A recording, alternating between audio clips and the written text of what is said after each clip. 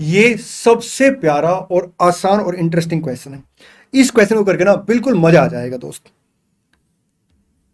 अब जैसे स्टूडेंट क्या करता है, इस क्वेश्चन को देखता है ना, इसकी लेंथ को देखता है, कहता है इतना बड़ा क्वेश्चन हो नहीं पाएगा, ऐसे माइंड सेट हो जाता है। लेकिन मैं आपको बता दूं, जब आप इस क्वेश्चन को सोल्व करेंगे ना, इससे आसान क्वेश्चन आपको कोई लगेगा ही नहीं। ये जो क्वेश्चन है सर, ये आपका कंसोलिडेशन का है। मैंने इसको बिजनेस कॉम्बिनेशन के बाद दे रखा है क्योंकि इसमें ना बड़े सारे इंडेस के प्रोविजन आ जाते हैं। इसमें सर आपका बिजनेस कॉम्बिनेशन का प्रोविजन भी है, इंडेस 16 का प्रोविजन भी है, इंडेस सर आपका 36 का प्रोविजन भी है, कंसोलिडेशन तो है ही है। एक प्यारी सी बात बताऊं आपको, जी सर, हमने सारे इंडेस पढ़ रखे हैं, हमें सारे इंडेस आते हैं। अगर मान लो किसी क्वेश्चन में वो एक से ज्यादा इंडेस मिक्स करके क्वेश्चन दे देगा तो क्या फर्क पड़ेगा, हम हर कॉन्सेप्ट को उस रिस्पेक्टिव इंडेक्स के साथ सोल्व करेंगे, अपना क्वेश्चन सोल्व होता चला जाएगा। ठीक, आइए एक बार क्वेश्चन की रिक्वायरमेंट देखते हैं। पहले टॉप लाइन पढ़ते हैं। Ishwar limited hold investment in Vinayak limited. ठीक है, ईश्वर ने विनायक लिमिटेड में इन्वेस्टमेंट कर रखी है। The draft balance sheet of two entity at 31 March X4 were as follows. ये ड्राफ्ट बैलेंस शीट दे दी दोनों एंटिटी की। ठीक जी sir. Prepare the consolidated balance sheet of Ishwar limited at 31 March X4। Consider defer tax implication. Defer tax implication भी आपने consider करना है, मतलब इंडेस 12 का भी कॉन्सेप्ट इसके अंदर आ जाएगा। ठीक, आइए शुरू करते हैं। हमें जो क्वेश्चन दे रखा है 31 मार्च X4 को दे रखा है। Additional information, Ishwar limited investment in Vinayak limited. Sir, Ishwar ने जो इन्वेस्टमेंट की विनायक में उसके बारे में इंफॉर्मेशन दी है। ऑन 1 अप्रैल X1, हम आज हैं 31 मार्च X4 पे। तो मैं एक काम करता हूं, डायग्राम में कुछ चीजें लिख लेता हूं, आप भी डायग्राम साथ साथ बनाएं। यहां पे क्या होता है, 1 April X1 Ishwar limited acquired 400 million share in Vinayak limited. Vinayak के पास टोटल शेयर कितने हैं, देखिए दोस्त, यहां पे अमाउंट थाउजेंड्स में दे रखा है, यहां पे मिलियन में दे रखा है। अगर मैं बोलूं 1 मिलियन तो 10 लाख आ गया। अगर मैं बोलूं 1 मिलियन में 1000 कितने हैं, तो 1000 का 1 मिलियन होता है। अच्छा, अगर हम मिलियन को 1000 में कन्वर्ट करेंगे तो 1000 1 मिलियन होता है। बिल्कुल ठीक है। तो अगर मैं इसको मिलियन में कन्वर्ट करूंगा तो 1000 से डिवाइड कर दूंगा, और अगर मैं इसको 1000 में कन्वर्ट करूंगा तो यहां पे मिलियन लिखा, 1000 से मल्टीप्लाई करके सर आपका 1000 में आ जाएगा। ठीक जी सर, मतलब 4 लाख आपका 1000 हो जाएगा, 400 मिलियन। हमने 400 शेयर एक्वायर किए, तो हम एक काम करते हैं, मिलियन में सर यहाँ पे चीजें रखते हैं। शेयर कैपिटल सर आपकी टोटल 500 मिलियन है विनायक की, और एक शेयर 1 का है, तो नंबर ऑफ शेयर कितने आ गए सर, 500 आ गए। By means of A share exchange of 1 share in Ishwar limited for every 2 share acquired in Vinayak limited. हमने विनायक के शेयर होल्डर को बोला कि अपने शेयर बेचो, उन्होंने 400 शेयर बेचे, जिसमें हमने क्या किया, अपने 2 के बदले 1 शेयर इशू कर दिया। 1 अप्रैल को सर जो मार्केट वैल्यू थी 1 शेयर की, वो कितनी थी, 7। तो कॉस्ट ऑफ इन्वेस्टमेंट कितने से आएगी सर, 400। हमने अपना 1 शेयर इशू किया 2 के बदले में, और 1 शेयर सर 7 का है, 1400 मिलियन सर आपका कॉस्ट ऑफ इन्वेस्टमेंट आ गई अभी तक की इन्फॉर्मेशन के हिसाब से। अगर मैं परसेंटेज ऑफ होल्डिंग की बात करूं तो 400 शेयर हमने एक्वायर की आउट ऑफ 500, 80% शेयर आ गए। Ishwar limited appointed a professional firm for conducting due diligence for acquisition of Vinayak limited. Ishwar ने ना विनायक लिमिटेड को एक्वायर करने से पहले ड्यू डिलिजेंस कराया था। ठीक जी sir. The cost of which amounted to 15 million. अगर सर ड्यू डिलिजेंस हमने कराया तो उसकी जो कॉस्ट आएगी हम उसे पिंडल अकाउंट में चार्ज करेंगे सर, वो अपना इन्वेस्टमेंट की कॉस्ट का पार्ट नहीं बनेगा। Ishwar limited included these acquisition cost in carrying amount of the investment in Vinayak limited in the draft balance sheet of Ishwar limited. मेरी बात सुनना ध्यान से सर, आप ना किसी चैप्टर कोई भी क्वेश्चन करें, सबसे पहले क्या करेंगे, एरर या ओमिशन को सर रेक्टिफाई करेंगे। अब यहां पे अगर आप देखेंगे तो 15 मिलियन जो अमाउंट पीएनएल अकाउंट में जाना चाहिए था, हमें एंट्री पास करनी थी पीएनएल टू बैंक, हमने एंट्री क्या पास कर दी, इन्वेस्टमेंट टू बैंक। तो अब हम एंट्री क्या पास करेंगे, पीएनएल डेबिट टू इन्वेस्टमेंट, कितने से, 15 मिलियन से। Ishwar limited included these acquisition cost in the carrying amount of the investment in Vinayak limited in the draft balance sheet of the Ishwar limited. ठीक, तो हम यहां पे क्या करेंगे, इन्वेस्टमेंट में से 15 मिलियन यहां से माइनस कर देंगे, और दूसरा इंपैक्ट सर क्या करेंगे, रिटेन अर्निंग में से 15 यहां पे माइनस कर देंगे। ठीक जी सर। आराम से तसल्ली से क्वेश्चन पढ़ेंगे, फिर डिस्कस करेंगे कि हमें इस क्वेश्चन को कैसे सोल्व करना है। कॉन्सोलेशन के क्वेश्चन को हम कैसे सोल्व करते हैं सर, हम बैलेंस शीट के साइड से लग जाते हैं, जो जो चीजें आती रहती हैं उसको ट्रीट करते चलते हैं। बिल्कुल सेम कॉन्सेप्ट सर यहाँ पे हम फॉलो करेंगे, सेम प्रोसीजर हम यहाँ पे फॉलो करेंगे, ठीक। Iswar Limited included these acquisition cost in the carrying amount of investment in Vinayak Limited in the draft balance sheet of Iswar Limited. There has been no change to the carrying amount of this investment in Iswar Limited on balance sheet since 1st April X1। और इसके अलावा sir investment में कोई भी change नहीं है, ठीक जी सर। लेकिन इन्वेस्टमेंट कितने की है सर, 2, यहां लिख लेता हूं, एक बार ये हटा देता हूं सर। इन्वेस्टमेंट जो है वो है 2115 मिलियन की, जिसमें से 15 का आपका रेक्टिफिकेशन हो गया, तो 2100 की इन्वेस्टमेंट बचेगी। 1400 सर अभी तक हमने कैलकुलेट कर ली है, जो हमने विनायक में इन्वेस्टमेंट की है उसकी कॉस्ट है। बाकी सर हो सकता है अदर इन्वेस्टमेंट हो सकता है सर हमने कोई और पेमेंट की हो, चेक कर लेंगे। On 1st April X1, the individual financial statement of V Limited showed the following balance: retained earning 750 से,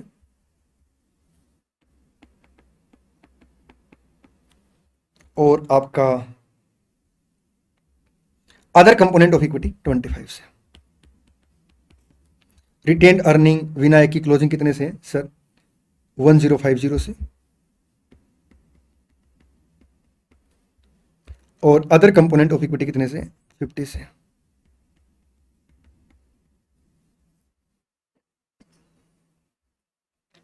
The director of Iswar Limited carried out a fair value exercise to measure the identifiable asset and liability of Vinayak Limited as at 1st April X1. The following matter emerged। Sir जो director है Ishwar limited के, उसने क्या किया, fair value exercise की, ठीक, और ये कुछ मैटर मिले हैं। Property having a carrying amount of 800 million. अब इस क्वेश्चन में अगर आप देखेंगे ना, तो direct sir property plan and equipment लिख रखा, इसका बाइफरकेशन नहीं दे रखा। लेकिन यहाँ पे हमें बताया कि जो प्रॉपर्टी है ना, उसके अंदर सर कैरिंग अमाउंट 800 मिलियन का है, जिसमें लैंड कंपोनेंट 350 है और बिल्डिंग कंपोनेंट 450 है। Had an estimate fair value of 1000। Sir इसकी फेयर वैल्यू 1000 है।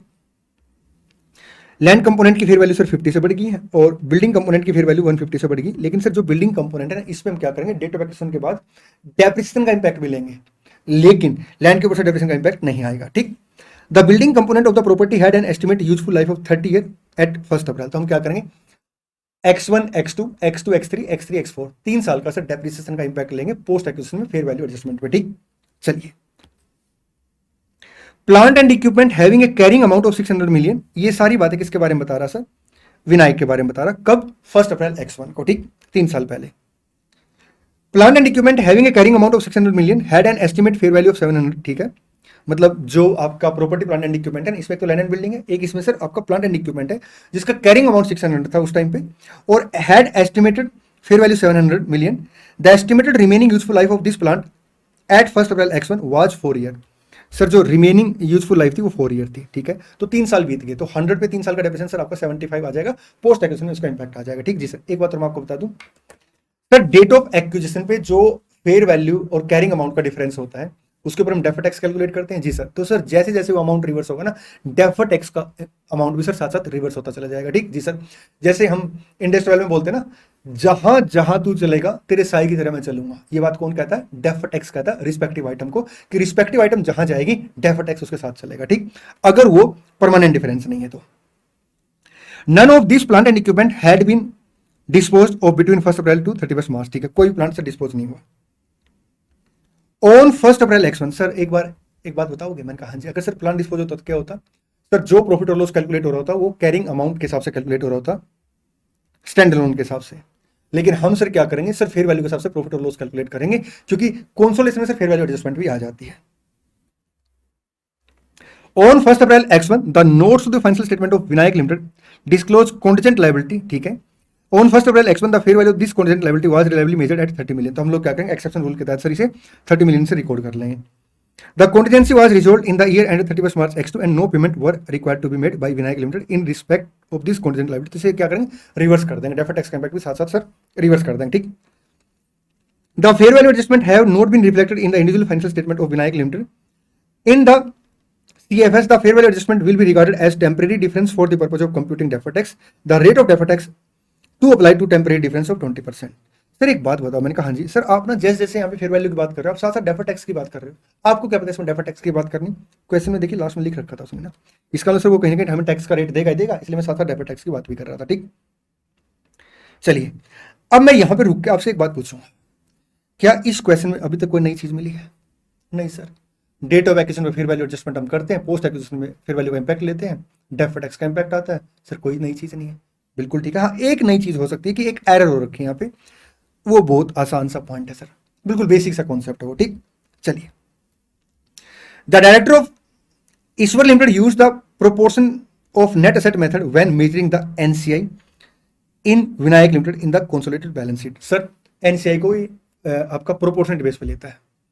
अब एनसीआई को अगर प्रोपोर्शनल नेट एसेट के बेस पे हम कंसीडर करते हैं तो सर उस केस में अगर गुडविल इंपेयर्ड होती है तो हमें क्या करना पड़ता है? नोशनल गुडविल पहले कैलकुलेट करनी पड़ती है। ठीक, इंडेस जो आपका 36 है उसके अकॉर्डिंग, और इंडेस 36 में मैंने इस कॉन्सेप्ट को डिटेल में कवर कर लिया था। आपको सर ये जो वीडियो मिल रही है ना, इन्हीं वीडियो में इंडेस 36 की वीडियो देखना, वहां पे मैंने उस कॉन्सेप्ट को बहुत डिटेल में कवर कर रखा। ठीक, चले जी सर, और यहाँ पे भी आपको अच्छे समझाऊंगा, don't worry. Impairment review of the goodwill on acquisition of Vinayak limited. Sir जो विनायक को हमने एक्वायर किया है, इंपेयरमेंट ऑफ गुडविल के बारे में बता रहा है, मतलब गुडविल के इंपेयरमेंट के रिव्यू के बारे में। No impairment of the goodwill on the acquisition of Vinayak limited was evident when the review were carried out on 31 March X2 and 31 March X3। Sir 1 April X1 को हमने बिजनेस एक्वायर किया है, 31 March X2 31 March X3 को sir कोई भी evident नहीं था जिससे सर इंपेयरमेंट आए कुछ। 31 March X4 the director of the Iswar Limited carried out a further review and concluded that the recoverable amount of the net asset of the Vinayak Limited at that date was 2000 million. Vinayak Limited is regarded as a single CGU for the purpose of measuring goodwill impairment. ठीक जी sir.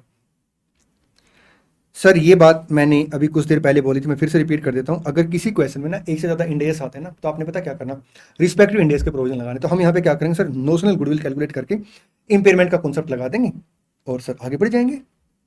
Provision on 1 April X3 Ishwar limited. अब ये देखिए sir, ये parent की बात कर रहा है, मतलब इसमें कंसोलिडेशन का रोल नहीं सर, ये पेरेंट के स्टैंड अलोन की बात कर रहा है। ठीक है, एसएफएस की बात कर रहा है,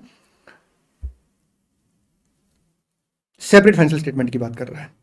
on 1 April X3 Ishwar limited completed the construction of a non current asset with an estimate useful life of 20 year. ठीक है जी, ईश्वर ने सर क्या किया, एक नॉन करंट असेट का कंस्ट्रक्शन पूरा किया और एस्टिमेट यूजफुल लाइफ 20 ईयर है। The cost of construction was recognised in PP and depreciated appropriately. ठीक है सर, जो पीपी की कॉस्ट उसको हमने कैपिटलाइज कर दिया पीपी के अंदर, जो आपका कंस्ट्रक्शन कॉस्ट थी, और उसके ऊपर डेप्रिसिएशन भी अप्रोप्रिएटली लगा दिया, मतलब अभी तक कोई एरर नहीं है। Ishwar limited has a legal obligation to restore the site on which the non current asset is located on 31 March X43। Sir 31 March X43 को एक लीगल ऑब्लिगेशन आएगी जिसके तहत हमें क्या करना पड़ेगा, जो नॉन करंट असेट लोकेटेड है उस साइट को रिस्टोर करना पड़ेगा। मतलब आपका डीकमीशनिंग लायबिलिटी आएगी, रिस्टोरेशन लायबिलिटी आएगी, तो हम लोग क्या करेंगे, उसकी प्रेजेंट वैल्यू कैलकुलेट करेंगे और उसे कैपिटलाइज करेंगे। देखिए जो डीकमीशनिंग लायबिलिटी है, रेस्टोरेशन लायबिलिटी है सर, उसकी जो कैलकुलेशन होती है as per the provision of Ind AS 37 होती है। ठीक जी सर। सर 37, हाँ जी, प्रेजेंट वैल्यू कैलकुलेट करते हैं as per the provision of Ind AS 37, लेकिन अमाउंट कैपिटलाइज करते हैं as per the provision of Ind AS 16। ठीक जी sir. The estimated cost of this restoration work at 31 March 43 price is 125 million. ठीक है। The director of the Ishwar limited have made a provision of 6.25 million 20 year के हिसाब से। उसने पता क्या किया, 125 मिलियन का जो खर्चा होगा उसे ना इक्विवेलेंट बांट दिया। Sir time value of money हमें कंसीडर करनी होती है, प्रेजेंट वैल्यू हम पहले कैलकुलेट करेंगे, उसे कैपिटलाइज करेंगे, उसके ऊपर डेप्रिसिएशन आ जाएगा ओवर द पीरियड, और सर साथ में उसे हर साल हम क्या करेंगे, अनवाइंड करेंगे। ठीक जी sir. In the draft balance sheet at 31 March X4। अब सर यहाँ पे जो टाइम गैप है, अब जनरली सर देखने में ऐसा लगता है 40 ईयर हो, लेकिन क्वेश्चन है सर यहाँ पे 20 ईयर का इंडिकेशन दिया अपने को। An appropriate annual discount rate to use in any relevant calculation is 6% and this rate the present value of ₹1 payable in 20 year is 31.2 paise. ठीक है जी सर। तो हम यहां पे क्या करेंगे, जो 125 का अमाउंट है उसकी पहले पीवी कैलकुलेट करेंगे, दैट इज इक्वल टू आपका 0.312। ठीक जी सर। सर 39 का अमाउंट आ गया, इस पे सर हर साल क्या करेंगे, अनवाइंड करेंगे, और सर इसे 20 ईयर के साथ सर क्या करेंगे, डेप्रिसिएट करेंगे, तो डेप्रिसिएशन का इम्पैक्ट आ जाएगा 1.95 का। ठीक जी सर। तो सबसे पहले सर हम क्या करेंगे सर, यहाँ पे रेक्टिफिकेशन करेंगे। रेक्टिफिकेशन में क्या आएगा सर, 6.25 का जो हमने प्रोविजन क्रिएट कर रखा सर उसे रिवर्स करेंगे। ठीक है, और साथ में सर क्या करेंगे सर, जो 39 का अमाउंट आया है उसे कैपिटलाइज करेंगे। ठीक है, और उसे ओवर द पीरियड से डेप्रिसिएट करेंगे, उसका इंपैक्ट लेंगे, और अनवाइंडिंग कोर्स का इंपैक्ट लेंगे। ठीक जी सर। तो जो जो गलतियां हो रखी ना, जिन जिन रिस्पेक्टिव हेड में गलती हो रखी, मैं पहले उनको ठीक कराऊंगा। ठीक जी सर। तो कंसोलिडेशन में सर हम लोग बिल्कुल सेम प्रोसीजर फॉलो करेंगे, और जो भी रिस्पेक्टिव आइटम आएगी और उसमें जो भी एरर होगी पहले उसे ठीक करेंगे, और उसके बाद सर फिर बाकी चीजों को करेंगे। आइए अब मैं यहां से सारी चीजें हटा रहा हूं, और कंसोलिडेशन का सर जैसे हमने प्रोसेस डिस्कस किया था बिल्कुल उसी ट्यूनिंग से सर आपको क्वेश्चन कराने जा रहा हूं। देखिए, प्रॉपर्टी प्लांट एंड इक्विपमेंट में सर सबसे पहले क्या करना पड़ेगा, हमें ना 2620 को ठीक करना पड़ेगा। ये गलत है, क्योंकि ईश्वर लिमिटेड ने सर इसके अंदर ना अनवाइंडिंग, मतलब आपका जो डीकमीशनिंग लाइबिलिटी है, रेस्टोरेशन लाइबिलिटी है, उसका प्रोविजन रिकॉर्ड नहीं किया। तो 39 से सर इसको बढ़ा देंगे, 2620 प्लस 39।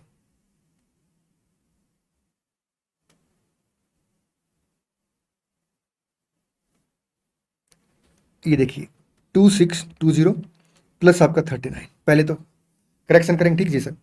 अब सर जो 39 है उसके ऊपर हम क्या करेंगे सर, डेप्रीसिएशन माइनस करेंगे, उसमें से 20 ईयर के हिसाब से आपका 1950। यहाँ पे इन्होंने थाउजेंड्स में लिख रखा है, मैं वर्किंग नोट मिलियन में बना लेता हूँ, और बाकी चीज़ें सर हम थाउजेंड में रखते हैं यहाँ पे। ठीक जी सर। 1950 डेप्रीसिएशन का इम्पैक्ट आ गया जी सर। अब ध्यान देंगे, और इसके इम्पैक्ट कहाँ कहाँ जाएंगे सर, डेप्रीसिएशन का इम्पैक्ट एक तो आपका P&L में जाएगा, जब रिटेन अर्निंग आएगी तब मैं बात कर लूँगा इसके ऊपर। ठीक जी सर। साथ में सर हम क्या करेंगे, ये वाली असेट जोड़ देंगे, और इसमें बड़ी सारी एडजस्टमेंट है उनको पेंडिंग रखेंगे, 1850। ये देखिए, चलें जी सर। आइए उसके बाद बात करें इन्वेस्टमेंट की, तो सबसे पहले क्या आएगा, कॉस्ट ऑफ कंट्रोल, क्योंकि इसमें वर्किंग नोट ना बड़े सारे बनेंगे, और आप मेरे साथ साथ लिखेंगे, मैं आपको इस क्वेश्चन को लिख के सोल्व कराऊंगा। तो मैं थोड़ी सी जगह पहले एडजस्ट कर लेता हूँ, क्योंकि वर्किंग नोट इसमें काफी सारे बनेंगे और अच्छे डिटेल वर्किंग नोट बनेंगे। आइए सबसे पहला वर्किंग नोट सर अपना कॉस्ट ऑफ कंट्रोल का आ जाएगा। कॉस्ट ऑफ कंट्रोल में हम पहले क्या करेंगे, percentage of holding, that is आपका 80%। अच्छा, कॉस्ट ऑफ इन्वेस्टमेंट कितने से आएगा सर, इन्वेस्टमेंट की जो कॉस्ट है यहां पे 1400 हमने कैलकुलेट की थी। ठीक जी सर।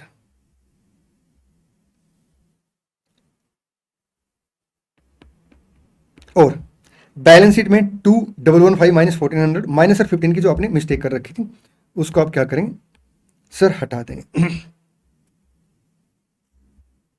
इन्वेस्टमेंट, ये देखिए 1415, इन्वेस्टमेंट कंप्लीट। ठीक जी सर। उसके बाद सर गुडविल की जगह छोड़ देंगे, हालांकि गुडविल यहाँ पे आपका पहले आनी चाहिए, ये फाइनेंशियल एसेट के अंदर आती है इन्वेस्टमेंट, गुडविल यहाँ पे पहले आनी चाहिए। ठीक, चले जी sir, as per the requirement of schedule 3 division 2 आगे बढ़ते हैं। उसके बाद सर इन्वेंट्री है, क्या इन्वेंट्री में कोई भी एडजस्टमेंट है? नहीं सर, इन्वेंट्री में दूर दूर तक भी कोई एडजस्टमेंट नहीं है। तो 6 + 375 इन्वेंट्री के बाद ट्रेड रिसीवेबल में कोई एडजस्टमेंट नहीं, कैश एंड कैश इक्विवेलेंट में सर कोई कैश की पेमेंट वगैरह में एडजस्टमेंट नहीं है। उसके बाद इक्विटी एंड लायबिलिटी में इक्विटी शेयर कैपिटल सर आपका 7 लाख से आ जाएगी, क्योंकि हमने इन्वेस्टमेंट को जो परचेज किया था उसकी एंट्री पास कर रखी, तो हमें कोई एडजस्टमेंट नहीं करनी। ठीक जी सर। आइए अब इसके बाद सर क्या आएगा, वर्किंग नोट स्टार्ट हो जाएंगे। देखिए पहला वर्किंग नोट क्या है, कॉस्ट ऑफ कंट्रोल। ठीक जी सर। सेकंड वर्किंग नोट क्या sir, sir NCI proportionate base पे। थर्ड क्या आएगा, कंसोलिडेटेड आपका रिटेन अर्निंग, पहले दे रखे थे रिटेन अर्निंग लिख लेते हैं, कंसोलिडेटेड रिटेन अर्निंग।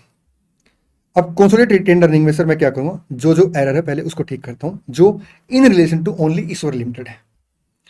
2865 मैं इसको मिलियन में रखता हूं यहाँ पे। ठीक जी सर, 1000 से मल्टीप्लाई करके बैलेंस शीट में लिख देंगे 2865। देखिए 15 से तो आपकी इन्वेस्टमेंट जो थी आपने बढ़ा रखा था, क्योंकि जो ड्यू डिलिजेंस की कॉस्ट थी आप उसे क्या करेंगे, इन्वेस्टमेंट की कॉस्ट में से मतलब उसे इन्वेस्टमेंट की कॉस्ट में ना ले जाके आप क्या करेंगे, सर उसे पीनल अकाउंट में चार्ज करेंगे। तो हमने क्या किया, इन्वेस्टमेंट में से माइनस करके उसे सर पीनल अकाउंट में चार्ज कर लिया। ठीक जी सर, एक चीज होगी।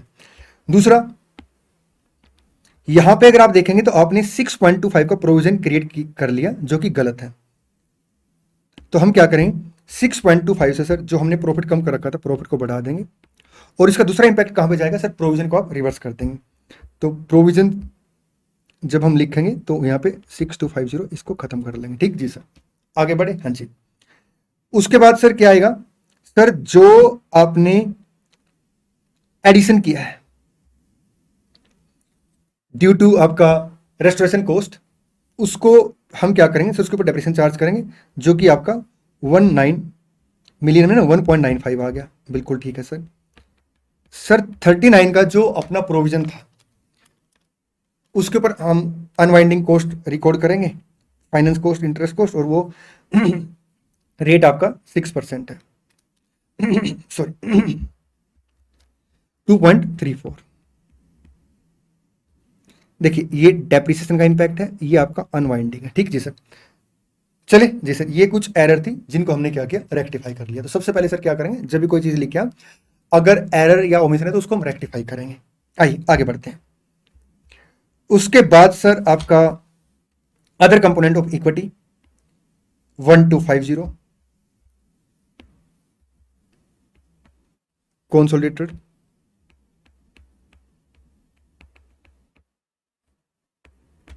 अदर कंपोनेंट ऑफ इक्विटी कितने से है सर, ये है आपका 1250 से।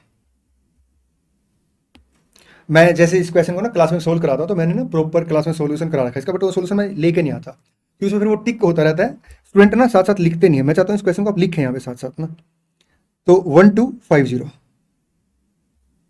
इसमें कोई एडजस्टमेंट प्राइमा फेसी नहीं है सर, मतलब कोई एरर या ओमिशन नहीं है। ठीक जी सर, आइए अब इसके बाद वर्किंग नोट जो बनेगा वो बनेगा आपका statement of net asset of आपका Vinayak limited, statement of net asset of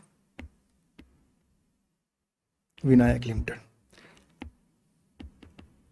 particulars, date of acquisition, revenue retained earning, revenue other component of equity, और उसके बाद टोटल। देखिए इक्विटी शेयर कैपिटल कितने से आएगी सर, 500 सेम है।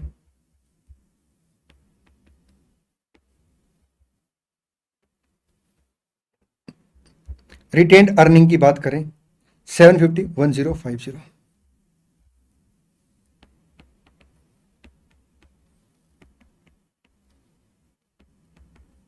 Revenue other component of equity की बात करें, डेट ऑफ एक्विजिशन में 25 है और बाद में सर आपका 50 है।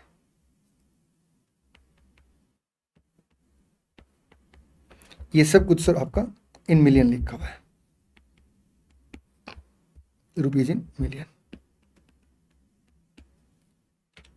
लिखेंगे जल्दी से, आइए आगे बढ़ते हैं। इसके बाद सर आपका प्रोविजन यहां पे खत्म हो गया, लेकिन नया प्रोविजन क्रिएट हो गया कितने से सर, वो आपका 39,000 से, और उसके ऊपर अनवाइंडिंग भी आ जाएगी। तो non current liability provision 6250 minus 6250, यहाँ पे इन्होंने लिख के दिखा रखा 39,2340। 2340 कौन सा, ये जो आपने अनवाइंड किया है। ठीक जी सर, क्योंकि ये एरर थी हमने इसे पहले ठीक कर लिया। उसके बाद आगे बढ़ते हैं क्वेश्चन में।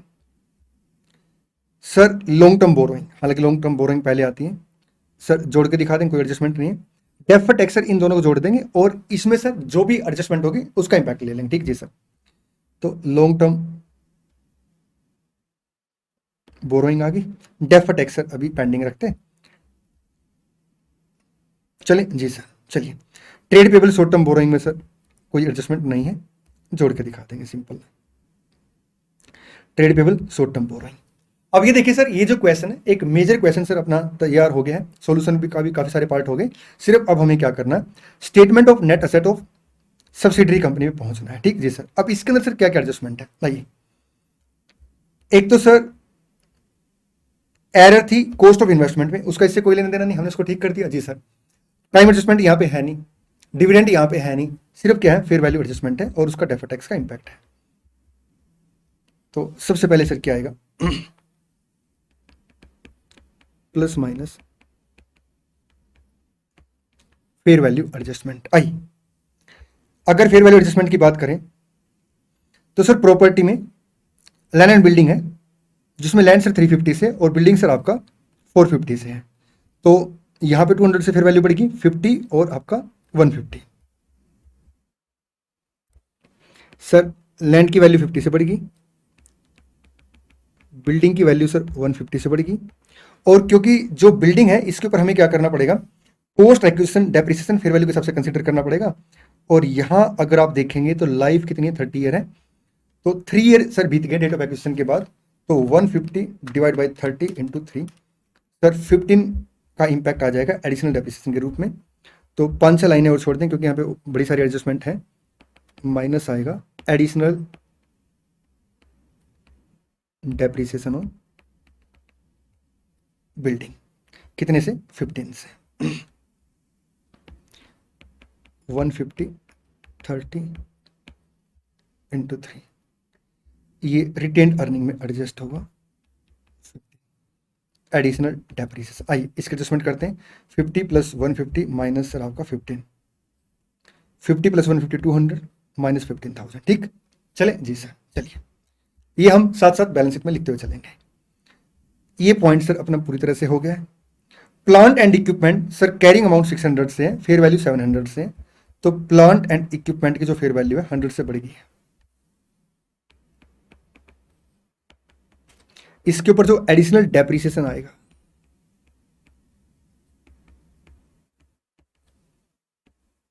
$100 4 ईयर इंटू 3, 75 से। तो 100 से सर क्या करेंगे, प्लांट एंड इक्विपमेंट बढ़ा देंगे और 75 से एडिशनल डेप्रिसिएशन आ जाएगा। ठीक जी सर। अब यहाँ पे देखो सर सारी चीजें टिक हो चुकी, लेकिन मैं अभी टोटल नहीं करूंगा, बाई चांस आगे कुछ और ना आ जाए क्वेश्चन में। ठीक जी सर, चलिए जी, क्योंकि इंपेयरमेंट भी तो आ सकता है। अभी हम ओपन रखेंगे। On 1 April X1 the notes to financial statement of Vinayak limited disclose a contingent liability. Sir वो बाद में सर आपका सेटल होगी और हमें कुछ पैसे पे नहीं करने पड़े। तो एक तरीके से हमने क्या किया, यहां पे लायबिलिटी को रेज किया और उस लायबिलिटी को रिवर्स कर दिया, क्योंकि लायबिलिटी अगर रेज होगी तो अपने को क्या होगा सर, नुकसान होगा। तो हमने नेट एसेट को रिड्यूस कर दिया। और सर जब हमने उसे लायबिलिटी माना था और कोई सेटलमेंट हमें नहीं करनी पड़ी, कोई पेमेंट हमें नहीं करनी पड़ी, तो प्लस क्या आ जाएगा सर आपका, कॉन्टिजेंट लायबिलिटी रिकॉग्नाइज्ड कैंसल। ठीक जी सर, ये फायदा हो गया यहाँ पे। डेफर्ड टैक्स का इंपैक्ट भी लूंगा इनका एक साथ ना। आइए अब वो ये कह रहा है कि जो भी ये फेयर वैल्यू एडजस्टमेंट है इसके ऊपर आपने क्या करना, डेफर्ड टैक्स का इंपैक्ट लेना है, क्योंकि वो टैक्स पर्पज के लिए सर।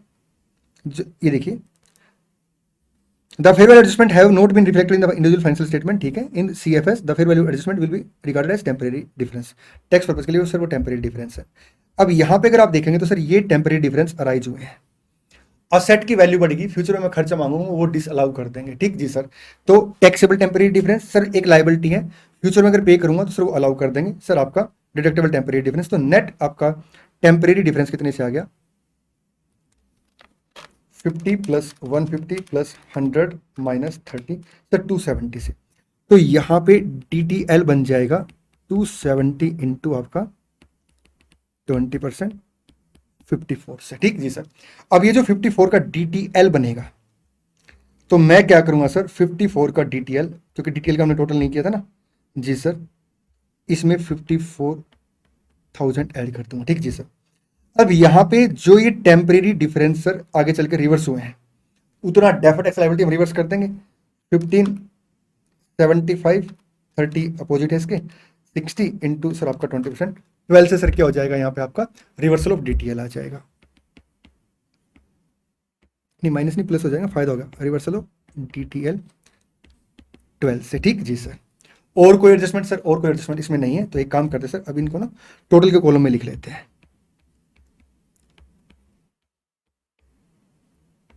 50, 150, 100, 30, 54, 15, 75, 30 सर बैलेंस शीट में नहीं जाएगा क्योंकि 30 कैंसिल हो गया। ठीक जी सर। और रिवर्सल ऑफ डीटीएल सर ये आपका बैलेंस शीट में इसका इंपैक्ट आ जाएगा। 225 प्लस आपका 140 प्लस 54,000 माइनस 12,000, 4,07,000 से सर डीटीएल आना चाहिए अपना। ये देखिए सर डीटीएल भी खत्म। ठीक जी सर। आइए अब इसका करते हैं टोटल। ये टोटल के कॉलम में प्लीज जरूर लिखें क्योंकि हमें ना नेट असेट का कैरिंग अमाउंट चाहिएगा, जो कि सर ये डायरेक्ट आ जाएगा। फिर हम नोशनल गुडविल कैलकुलेट करेंगे, फिर उसका रिकवरेबल अमाउंट के साथ कंपैरिजन करेंगे। वो इंडिया 36 का पूरा प्रोविजन सर हम यहाँ पे फॉलो करेंगे। आइए यहाँ पे सर कोई भी एडजस्टमेंट नहीं है, तो डेट ऑफ एक्शन में नेट असेट कितने से आ गई? 500 प्लस आपका 750 plus 25 plus 50 plus 150 plus 100 minus 30 minus 54, sir ये अमाउंट आ गया आपका 1491 से।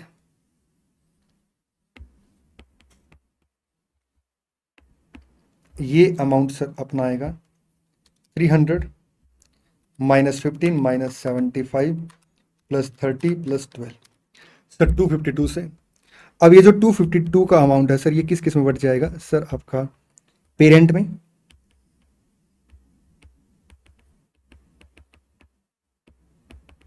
और एनसीआई में।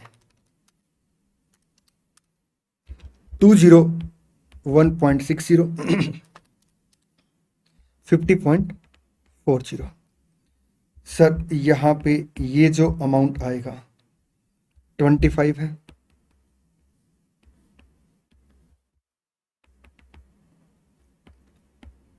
ईश्वर लिमिटेड 80 से, एनसीआई सर आपका 5 आ गया। ठीक जी सर। यहाँ पे टोटल यहाँ से डायरेक्ट कर लें 1491 प्लस सर 252 प्लस आपका 25, 1768 आ गया। बाकी मैं आपको एक एडवाइज और करूँगा कि आप एक बार ऐसे भी क्रॉस टैली करके देख लें, बाई चांस कोई गलती वगैरह ना होगी हो ना। टोटल की गलती है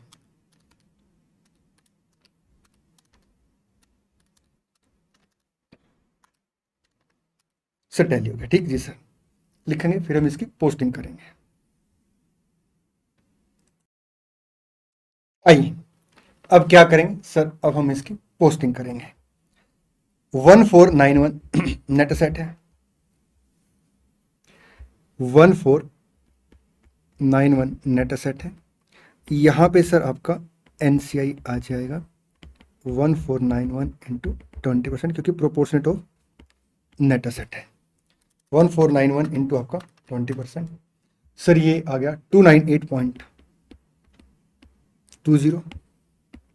सर डिफरेंस यहाँ पे गुडविल आ गई 207.20। सर एनसीआई 1 अप्रैल X1 को 298.20 है, प्लस सर जो भी अपना शेयर आएगा रिटेन्ड अर्निंग में और आपका अदर कंपोनेंट ऑफ इक्विटी में 55.4 आ गया।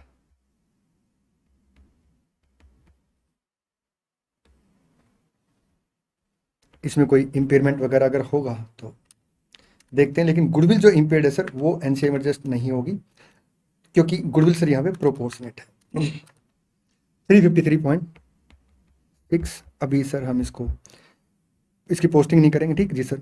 एक बार गुडविल का इम्पेयरमेंट चेक करना है तो कॉन्सोलिडेट रिटेन्ड अर्निंग का भी अभी टोटल नहीं करेंगे, हाँ लेकिन हिस्सा लिख लेते हैं 201.60, और सर यहाँ पे आपका आएगा 20 से। ठीक जी सर। रिकवरेबल अमाउंट कितना है, क्योंकि सब्सिडरी कंपनी का सीजी माना गया सर आपका 2000 है। देखिए कैरिंग अमाउंट कितने से है, 1768 से है, ठीक है सर। गुडविल का अमाउंट कितने से है, 207.2। नोशनल गुडविल कितने से है, 207.2 डिवाइड बाई 80% इंटू आपका 20%, 51.8। तो हम सबसे पहले क्या करें, नोशनल गुडविल कैलकुलेट करेंगे, एग्रीगेट करेंगे सर, 259 और ये आपका 1768, 2027 का अमाउंट आ गया, ठीक जी सर। अब इसमें से क्या करेंगे, रिकवरेबल अमाउंट माइनस करेंगे, डिफरेंस सर इंपेयरमेंट लॉस आ गया। अब इस इंपेयरमेंट लॉस को क्या करेंगे, 80-20 के रेशो सर इसमें एलोकेट करेंगे। अगर ये अमाउंट सर आपका गुडविल से ज्यादा होता तो बैलेंस को हम क्या करते हैं सर, जो बैलेंस इंपेयरमेंट लॉस आता उसे परसेंटेज ऑफ होल्डिंग के हिसाब से सर रिटेन्ड अर्निंग और एनसीए में एडजस्ट करते हैं। लेकिन यहाँ पे अगर आप देखेंगे तो और रिस्पेक्टिव आइटम ऑफ असेट में, जैसे सर यहाँ पे जो रिस्पेक्टिव आइटम ऑफ असेट है उसमें भी तो इंपेयरमेंट लॉस का इफेक्ट लेना पड़ेगा, क्योंकि ये जो नेट असेट आ रही है सर, ये हमने इक्विटी प्लस कैपिटल, मतलब इक्विटी कैपिटल प्लस आपका other equity plus change in fair value को एडजस्ट कर लिया। वैसे सर यहाँ पे जो नेट असेट है विनायक की, उसमें हम रिस्पेक्टिव एडजस्टमेंट करेंगे तो सर सेम टोटल आ जाएगा, ठीक जी sir.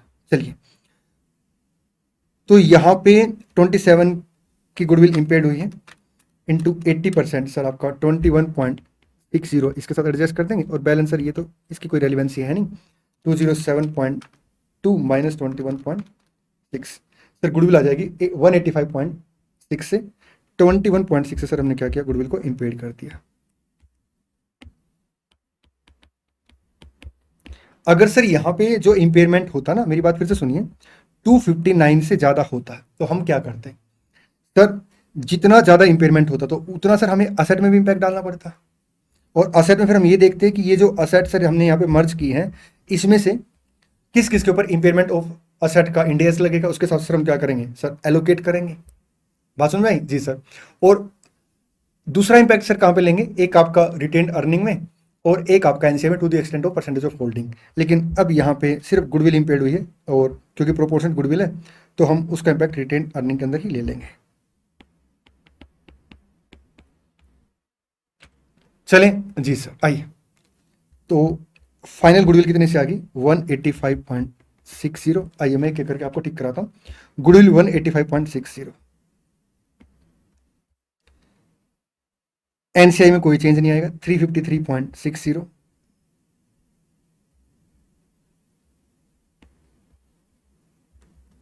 Retained earning 2865 minus 15 plus 6.25 minus 1.95 minus 2.34 plus 201.6 minus 21.6 sir 3031.96। Other component of equity आपका 1270। अब यहाँ पे देखिए बैलेंस शीट में सर इसमें कोई इंपेयरमेंट वगैरह है नहीं, हर चीज़ सर अपनी टैली होगी और बैलेंस शीट अपनी टैली होगी।